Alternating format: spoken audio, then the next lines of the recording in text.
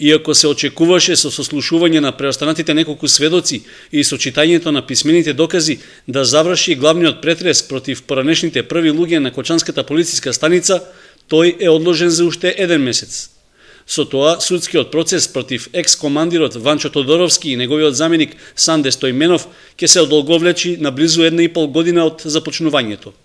Судскиот совет, со кој председаваше судијата Јаким Илиев, на последното рочиште сослуша уште 4 сведоци, активни полициски службеници, кои сведочеа по обвинението што ги товари поранешните први полицајци за злоупотреба на службената положба.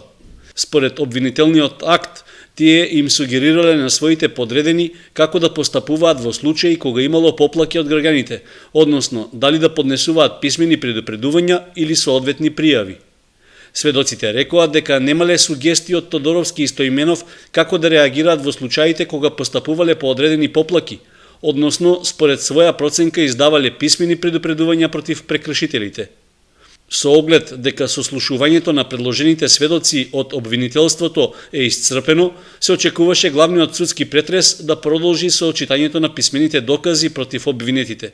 Сепак, по предлог на бранителот, судскиот совет прифати да бидат повикани лицата кои биле на препознавање на дел од материјалните докази што се сметаат за клучни во обвинението.